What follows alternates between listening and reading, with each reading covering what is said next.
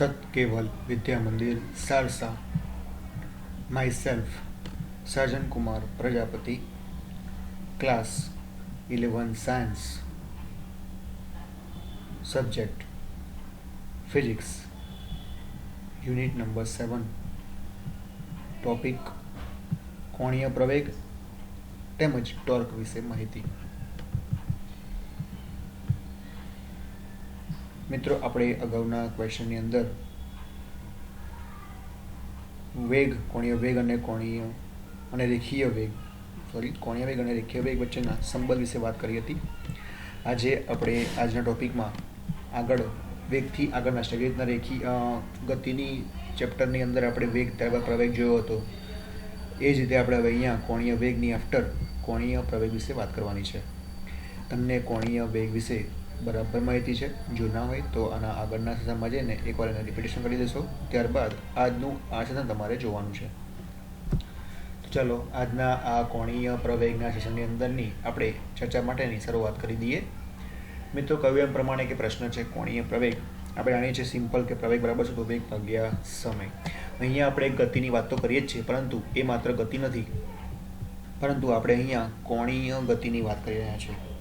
તમે કદાચ નોંધ્યું હશે કે જેની સાથે આપણે પહેલેથી જ પરિચિત છીએ તે સ્થાનાંતરણ ગતિના અભ્યાસની દિશામાં જ આપણે ચા ગતિનો અભ્યાસ આગળ કરી રહ્યા છીએ. આપણે આગળથી જ્યારે સ્ટાર્ટિંગ કર્યું ત્યારથી આપણે સ્થાનાંતરણ ગતિના અભ્યાસની વાત કરીએ છીએ અને એની સાથે સાથે ચા ગતિનો અભ્યાસ પણ કરી રહ્યા છીએ. આપણે જાણીએ છીએ કે રેખીય સ્થાનાંતર અને વેગના શુદ્ધ ગતિ કે ચલોના અનુરૂપ આપણે મેં કીધું તમને એમ એ જ આપણે ગતિમાં આગળ ભણી ગયા. રેખીય ગતિની અંદર આપણે ચા ગતિની અંદર એ સિમિલર કમ્પોનન્ટની વાત કરવાની છે. એ વસ્તુ આપણને અહીંયા લાઈવમાં કહી છે કે રેખીય સ્થાનાંતર અને વેગની વાત આપણે શુદ્ધ ગતિ કે ચલોમાં વાત કરી. તેને અનુરૂપ આપણે અહીંયા આ ચેપ્ટરમાં ચા ગતિની અંદર એ જ રીતે જે રીતના રેખીય સ્થાનાંતર છે એ રીતના અહીંયા આવશે કોણીય સ્થાનાંતર અને તેની વેગ અહીંયા આવશે કોણીય વેગ. એના વિશે વાત કરીશું. બરાબર, આપણે આમાં જે સ્ટાર્ટિંગમાં કીધું એ જ લાઈન અહીંયા લખેલી છે. એટલે યાદ રાખવાનું છે કે અહીંયા કોણીય સ્થાનાંતર કહેવાય, જેને આપણે થીટા કહીએ છીએ. ત્યાં આપણે સ્થાનાંતરને એક્સ કહેતા હતા, ત્યાં આપણે વેગને વી કહેતા હતા, અહીંયા આપણે કોણીય વેગને ઓમેગા કહીએ છીએ. બરાબર છે. હવે આગળ જઈએ. હવે એ સ્વાભાવિક છે કે સ્થાનાંતરણ ગતિમાં રેખીય પ્રવેગને વેગના ફેરફારના સમય તરીકે વ્યાખ્યાયિત કર્યું હતું. આપણે જ્યારે સ્થાનાંતરણ ગતિની વાત કરી, સાદી ગતિની વાત કરીશું, રેખીય ગતિની વાત કરી, એમાં આપણે રેખીય પ્રવેગને વેગના ફેરફારના સમય તરીકે ગણ્યું હતું. એ જ રીતે આપણે અહીંયા ચા ગતિની અંદર કોણીય પ્રવેગને સ્થાનાંતરણ ગતિની અંદર રેખીય પ્રવેગને વેગના ફેરફાર તરીકે વ્યાખ્યાયિત કર્યું હતું. કરી શકીએ નહીં, ત્યાં કર્યું હતું પણ કરી શકતા નથી. આ જ રીતે આપણે ચાક ગતિની અંદર કોણીય પ્રવેગને વ્યાખ્યાયિત કરીશું. આપણે અહીંયા ચાક ગતિ જે ભણીએ છીએ એમાં આપણે કોણીય પ્રવેગને વ્યાખ્યાયિત કરવાનું છે. તો અહીંયા કોણીય વેગના ફેરફાર લેવો પડશે અને એનો સમય દર લેવો પડશે. તો આપણને શું મળશે? કોણીય પ્રવેગ, જો આપણે રેખીય પ્રવેગની અંદર વાત કરી હતી. તો કોણીય પ્રવેગને આપણે જ્યારે ચાક ગતિની અંદર દર્શાવીએ તો કોણીય પ્રવેગને આપણે આલ્ફા તરીકે રિપ્રેઝન્ટ કરીએ છીએ. એટલે કોણીય પ્રવેગ આલ્ફા બરાબર ડી ઓમેગા બાય ડીટી. એ કોણીય પ્રવેગનું મૂલ્ય આપણને શું મળશે? તો આલ્ફા બરાબર મળશે ડી ઓમેગા બાય ડીટી. જે આલ્ફા એ કોણીય પ્રવેગ છે, ઓમેગા એ કોણીય વેગ બતાવે છે અને ડીટી એ સમય સાપેક્ષનો ફેરફાર બતાવે છે. એને આપણે અહીંયા ખાસ ધ્યાન આપવાનું છે. તો અહીંયા આપણને મળતું કોણીય પ્રવેગ કેટલું મળ્યું? સૂત્ર પ્રમાણે આલ્ફા બરાબર ડી ઓમેગા બાય ડીટીના ફોર્મમાં જોવા મળે છે. યાદ રાખશો. આગળ વાત કરીએ કે જો પરિભ્રમણની અક્ષ સ્થિર હોય, કે હવે આપણે ગતિ કરતા હોય અને આપણે ચાક ગતિની વાત કરી રહ્યા છીએ, એટલે આમાં પરિભ્રમણની અક્ષ કેવી હોવાની છે? સ્થિર હોવાની છે. તો ઓમેગાની દિશા અને તેથી આલ્ફાની દિશા પણ કેવી મળશે? આપણને સ્થિર મળશે. ઓમેગા એટલે શું? આપણે એમાં કીધું કે ઓમેગા એટલે કોણીય વેગ અને આલ્ફાની દિશામાં આપણે કેવી મળે? સ્થિર જ જોવા મળે. આ કિસ્સામાં સદિશ સમીકરણ આપણે આદિશ સમીકરણમાં પરિણમે છે, જે આ મુજબનું છે કે આલ્ફા બરાબર ડી ઓમેગા બાય ડીટી. કારણ કે સ્થિર છે એટલે આપણે દિશાની જરૂર પડવાની નથી, અને દિશાની જરૂર પડે નહીં એટલે માત્ર ને માત્ર એ અદિશાથી બની જાય, જે આપણને અદિશના રૂપમાં આ રીતે સમીકરણ જોવા મળે કે આલ્ફા બરાબર ડી ઓમેગા બાય ડીટી. એટલે આ સાદું જ્ઞાનનું એક ફેસઅપ કર્યું કે કોણીય પ્રવેગ અને એટલે શું, કોને કહેવામાં આવે છે એના વિશે આપણે વાત કરી. કોણીય પ્રવેગ alpha is equal to d omega by dt. સમીકરણ નંબર 1. હવે આપણે અહીંયા જે ભણ્યા કે કોણીય વેગમાન અને ટોર્ક, જે રીતના આપણે રેખીય ગતિની અંદર બળની વાત કરી હતી એ રીતે આપણે અહીંયા આગળ ટોર્કની વાત કરીશું. ત્યાં આપણે બળ કહેતા હતા, અહીંયા આપણે એને ટોર્ક કહીશું. તો ટોર્ક અને કોણીય વેગમાન વિશે આપણે અહીંયા માહિતી મેળવવાની છે. એટલે કે આપણે અહીંયા અગત્યની વસ્તુ ટોર્ક વિશે ભણીશું, જ્યાં આપણે ત્યાં રેખીય ગતિની અંદર બળનું નામ આપેલું હતું. હવે આ વિભાગની અંદર આપણે એવી બે ભૌતિક રાશિઓથી અવગત થવાના છે, એટલે કે જાણકાર થવાના છે કે જેને બે સદિશોના સદિશ ગુણાકાર તરીકે વ્યાખ્યાયિત કરવામાં આવે છે, કે જેને આપણે આગળ ભણી ગયા એમ કે બે સદિશોનો સદિશ ગુણાકાર એના રૂપે વ્યાખ્યાયિત કરવામાં આવે છે. આપણે જોઈશું કે આ રાશિઓ કણોતંત્રની ખાસ કરીને દ્રઢ પદાર્થોની ગતિની ચર્ચાની મહત્વની છે. એટલે કે આપણે અહીંયા દ્રઢ પદાર્થો લેવાના છે અને એની કિસ્સાની સાથે જ આપણે અહીંયા આ રાશિઓની મહત્વતા સમજવાની છે. તો અગત્યની રાશિ પહેલી છે ટોર્ક વિશે. કોણે તો ભણી ગયા, ટોર્ક વિશે ભણીએ. ટોર્ક જેનું બીજું નામ છે બળની ચાક માત્રા, જેને આપણે ચાક ગતિની અંદર બળની ચાક માત્રા એવી રીતે નામથી પણ ઓળખીએ છીએ, અથવા ટોર્ક પણ કહેવામાં આવે છે. એનો સિમ્બોલ ટાઉ છે. એ ટાઉ કેવું લખાય એ આપણે આગળ જોઈશું. એટલે બળને આપણે એફ તરીકે રિપ્રેઝન્ટ કરીએ છીએ, એવી રીતે ટોર્કને ટાઉ તરીકે રિપ્રેઝન્ટ કરવામાં આવે છે. આપણે શીખ્યા છે કે સામાન્ય રીતે દ્રઢ પદાર્થની ગતિ એ ચાક ગતિ અને સ્થાનાંતરનું સંયોજન છે. આપણે આગળ જોયું સ્ટાર્ટિંગમાં કે દ્રઢ પદાર્થની જ્યારે વાત કરી તો દ્રઢ પદાર્થની જ્યારે કોઈ ગતિ થતી હોય તો એ ગતિ ચાક ગતિ નથી, પરંતુ ચાક ગતિ સાથે સાથે સ્થાનાંતરણનું પણ સંયોજન જોવા મળે છે. જો પદાર્થ કોઈ એક બિંદુ અથવા રેખા સાથે જડિત હોય, કોઈ પદાર્થ હોય અને પદાર્થ કોઈ બિંદુ સાથે તો કોઈ રેખા સાથે જડિત હોય, આપણે અલગ અલગ ચાક ગતિના એક્ઝામ્પલ જોયા, એની વાત કરેલી છે. તો તેને માત્ર ચાક ગતિ હોય છે, આપણે કહ્યું એમ, બરાબર. અને આપણે જાણીએ છીએ કે કોઈ પદાર્થની સ્થાનાંતરણ અવસ્થાને બદલવી હોય, એટલે કે સ્થાનાંતરણ અવસ્થા બદલાય એટલે એનો રેખીય પ્રવેગ પણ શોધવાનો છે, બદલાવાનો છે. હવે એ બદલવા માટે એટલે કે અવસ્થા, કોઈ પદાર્થની અવસ્થા બદલવી હોય તો શું કરવું પડે? બળ લગાડવું પડે. એ આપણે અગાઉ સાદા સિમ્પલ રેખીય ગતિની અંદર જોઈ ગયા છે. અને આપણે બધું અહીંયા એ જ એનું રિપીટેશન કરવાનું છે, પણ થોડીક વસ્તુ અલગ છે. ત્યાં ગતિ અલગ હતી, અહીંયા ગતિ અલગ છે, બરાબર. અહીંયા પદાર્થ ગતિ કરે છે પણ એક સુરેખાની સાપેક્ષે કરે છે અને આપણને સ્થાનાંતરણ પણ જોવા મળે છે. તો ચાક ગતિ તો મળે જ છે, સાથે સાથે સ્થાનાંતરણ ગતિ પણ જોવા મળે છે. અને આમ પદાર્થનું જો સ્થાનાંતરણ કરાવવું હશે, એટલે કે એની અવસ્થાને બદલવી હશે, તો આપણે શું કરવું પડશે? એમાં બળ લગાવવું પડશે, કારણ કે એના વેગમાં ફેરફાર થતો પદાર્થની અવસ્થા બદલી એમ કહેવાય. અને એના માટે આપણે શું કરવું પડે? બળ લગાડવું જરૂરી છે. તો આપણે પછી સવાલ કહી શકીએ કે ચાક ગતિ જે છે, તો ચાક ગતિની અંદર બળને સમજવું શું છે? તો જે રીતના આપણે બળથી આપણે રેખીય ગતિની અંદર કોઈ પદાર્થને સ્થાનાંતરણ કરાવતા હતા, અવસ્થા બદલાવતા હતા, તો આપણે અગાઉના ચેપ્ટરમાં એવું જોયું કે પદાર્થના સ્થાન અથવા અવસ્થાને બદલવી હોય તો આપણે બળ જરૂરી છે. તો એવું આ ચાક ગતિની અંદર શું છે કે જે બળ જેવું હોય જેથી પદાર્થની અવસ્થા બદલી શકાય? તો વાસ્તવિક પરિસ્થિતિની વાત કરીએ તો આ પ્રશ્નની ચકાસણી કરવા માટે આપણે બરણું ખોલવાનું કે બંધ કરવાનું ઉદાહરણ લઈએ. કે બરણું જુઓ, તો બરણું તો સ્થિર જ રહેશે, બરાબર છે. એની જે એક અક્ષ તો સ્થિર જ રહેશે. બારણું ખોલીશું તો એનું અવસ્થાન તો બદલાય છે, પરંતુ બારણું પોતે કેવું છે? સ્થિર છે. તો બારણું એક કેવો થઈ ગયો? દ્રઢ પદાર્થ થઈ ગયો. તો બારણું એક દ્રઢ પદાર્થ છે જે મિજાગ્રામાંથી પસાર થતી ઊભી અક્ષને અનુલક્ષીને ફરી શકે છે, એ જાતે ફરતો નથી. બારણાને કોણ પરિભ્રમણ કરાવે છે? તો એ તો સ્પષ્ટ છે કે જ્યાં સુધી આપણે એના પર બળ લગાડવામાં ના આવે તો બારણું કેવું હશે? સ્થિરનું, એટલે કે એક અવસ્થાથી જ્યાં છે તેનું ત્યાં જોવા મળશે. એક અવસ્થાથી પોતાનું સ્થાન બદલતું નથી. ક્યાં સુધી આપણે એના પર બળ લગાડતા નથી ત્યાં સુધી. પરંતુ ગમે તે બળ આ કાર્ય નથી કરી શકતું, પરંતુ કોઈ પણ બળ લગાડીએ તો આ કાર્ય થાય એ પોસિબલ છે નહીં.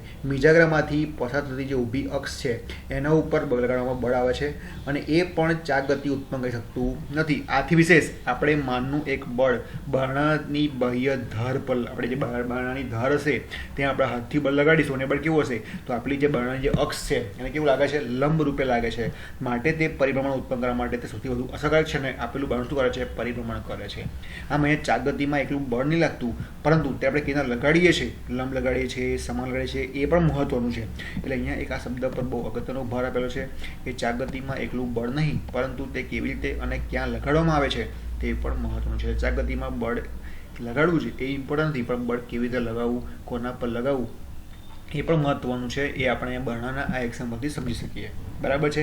તો બરણાને તમે સમાંતર બળ આપો તો બારણું કંઈ ઉપર જવાનું નથી, ઉપર પરિભ્રમણ કરશે, આ ઉપર નીચે નહીં કરે, બરાબર છે. ચાક ગતિમાં બળને સમતુલ્ય ભૌતિક રાશિ, તો આપણે આ ચાક ગતિની જે વાત કરીએ છીએ એમાં જે બળ લગાડ્યું એ બળને સમતુલ્ય ભૌતિક રાશિનું નામ આપણે શું આપીશું? બળ નહીં કહીએ, પણ શું કહીએ છીએ? બળની ચાક માત્રા. એને ટોર્ક પણ કહેવામાં આવે છે, અથવા તો બળયુગ્મ પણ કહેવામાં આવે છે. બળયુગ્મ એટલે કે બળનું જોડકું, એને કપલ રેખામાં ઓળખવામાં આવે છે. યાદ રાખજો, એના નામ એક જ છે. તો પ્રથમ આપણે એક કણના ખાસ કિસ્સા માટે બળની ચાક માત્રાને વ્યાખ્યા કરીશું. પહેલાં આપણે કોઈ કણ લઈ લઈએ, એટલે આપણે ટોર્કની વ્યાખ્યાયિત કરવું છે. તો આપણે એના માટે એક એક્ઝામ્પલ લીધો, કે સાદું એક્ઝામ્પલ લઈએ, એક સિમ્પલી કે એક કણ છે અને કણના કોઈ એક ખાસ કિસ્સા માટે મારે બળની ચાક માત્રા શોધવી છે. તો એના માટે આપણે બળની વાત કરીએ તો સમજીએ તો શું સમજાવશે? આમાં આપણે સમજવા વાત કરીએ તો આમાં તમે જોઈ શકો છો કે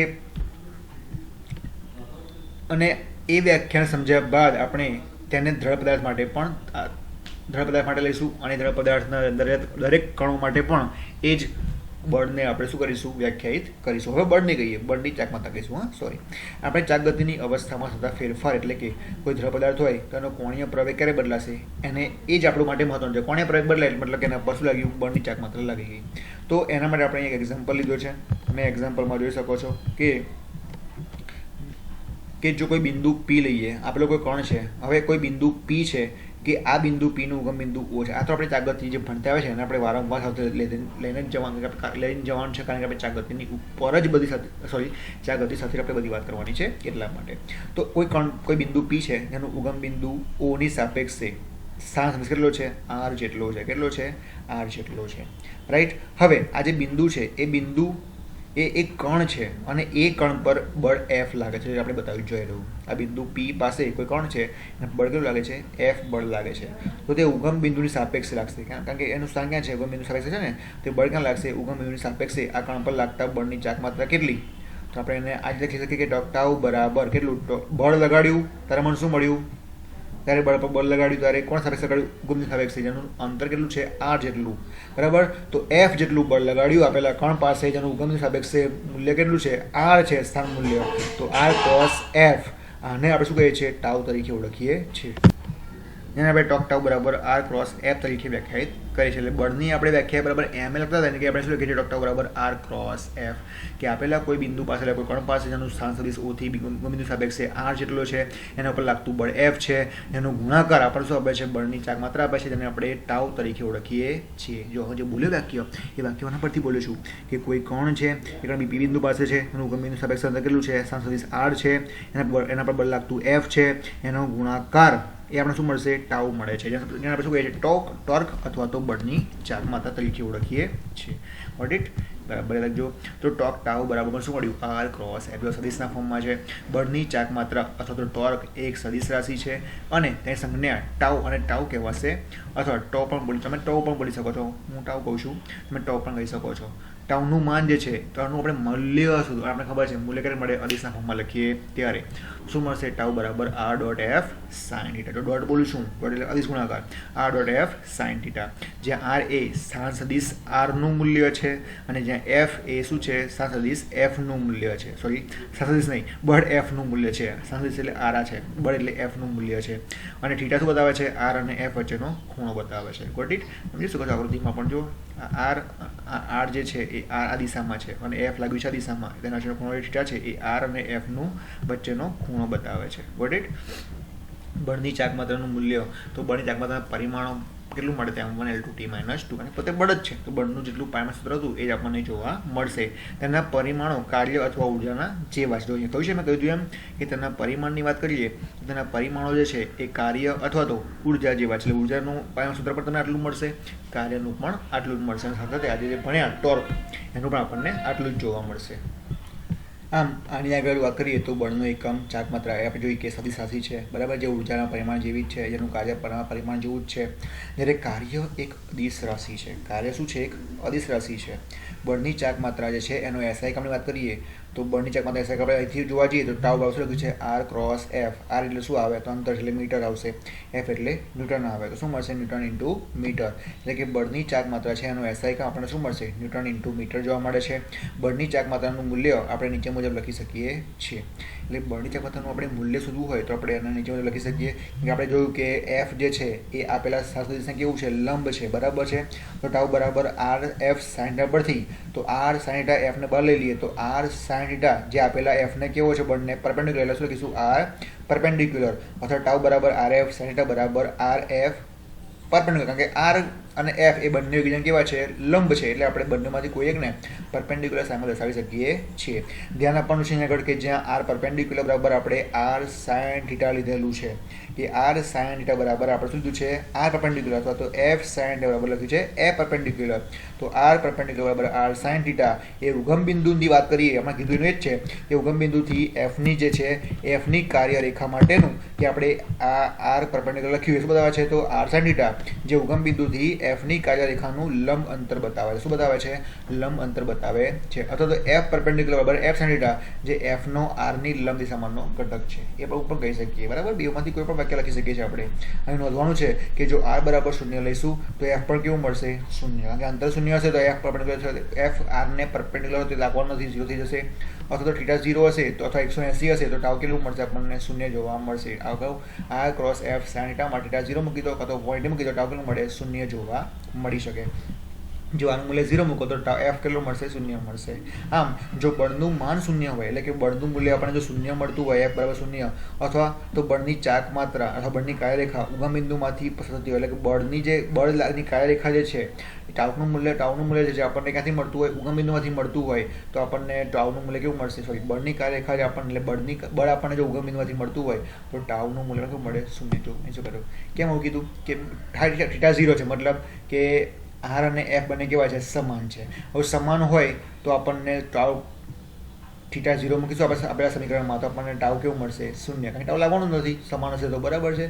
એટલે ચાક માત્ર આપણને કેટલી મળી? આગળ 0 જોવા મળે છે. આપણે નોંધવું જોઈએ કે આર ક્રોસ એફ એ સદિશ ગુણાકાર છે, તેથી બે સદિશોના સદિશ ગુણાકારના બધા જ ગુણધર્મો તેને લાગુ પડે છે. હવે અહીંયા આપણે વાત કરી કે ટાઉ જે છે, એટલે કે આર ક્રોસ એફ જે છે એ સદિશ ગુણાકારના ફોર્મમાં છે, એટલે કે સદિશ ગુણાકારના બધા જ ગુણધર્મો આપણે જે આગળ વાત કરી એ બધા જ ગુણધર્મો આપણે આના ઉપર પણ લાગુ પાડી શકીએ છીએ.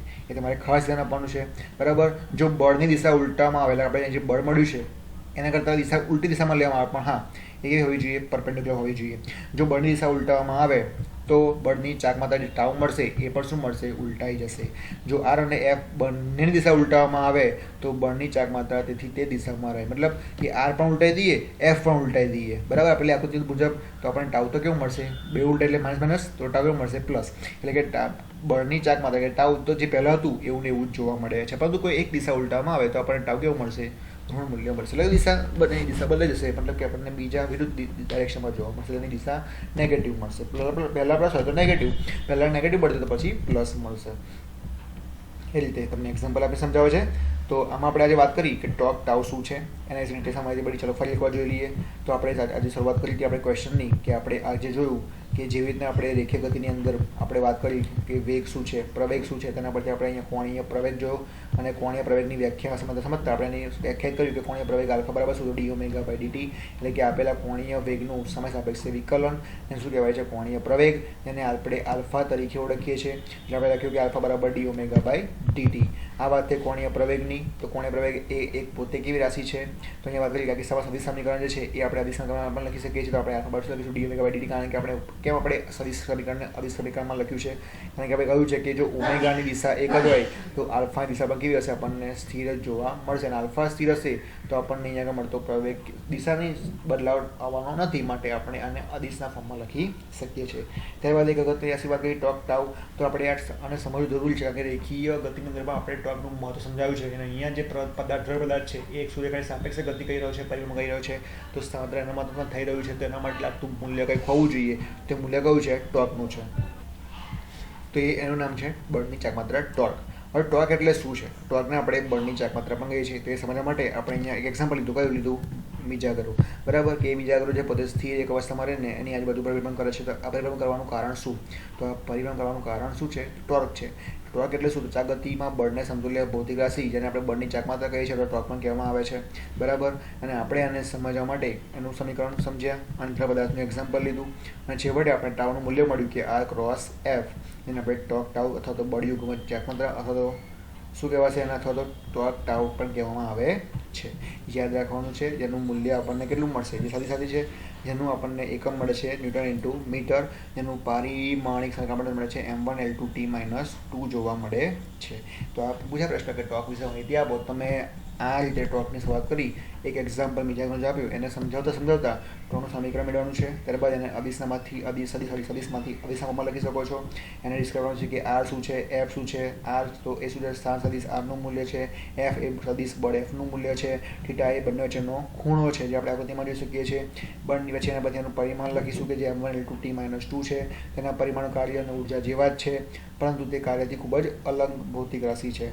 ત્યારબાદ આપણે એનો એકમ લખ્યો કે બળની ચાક માત્રા અથવા ટોર્ક ટાઉ એ સદિશ રાશિ હોવાને કારણે તેનો એકમ ન્યૂટન ઇન્ટુ મીટર છે. બંને પરપેન્ડિક્યુલર છે એકબીજાના સાપેક્ષે આર અને એફ, તેને આપણે અલગ સમીકરણમાં લખ્યા. એકવાર આર પરપેન્ડિક્યુલર એકવાર એફ પરપેન્ડિક્યુલર. જ્યાં આર પરપેન્ડિક્યુલર બરાબર શું લખ્યું આપણે આર સાઇન થીટા, જ્યાં એફ પરપેન્ડિક્યુલર બરાબર શું લખ્યું એફ સાઇન થીટા. એ બંને શું છે તો આર સાઇન થીટા એ આપણે એવું બોલ્યા કે ઉગમબિંદુથી વાત કરીએ તો ઉગમબિંદુથી એફની એટલે કે બળનું કાર્ય રેખાનું મૂલ્ય બતાવે છે, બરાબર છે. અને એફ પરપેન્ડિક્યુલર બરાબર શું તો એફનો આરને લંબ દિશામાંનો ઘટક બતાવે છે. તો આ રીતે આપણે આજે ટોર્કની વાત કરી તો ટોર્કના અને કોણીય પ્રવેગના આ સેશનમાં આપણને ખ્યાલ આવે છે. એવી આશા સાથે આજનો આ સેશન આપણે અહીંયા પૂરો કરીએ છીએ. નેક્સ્ટ સેશન સાથે ફરી મળીશું. ત્યાં સુધી જય હિન્દ, જય Bharat. Thank you very much.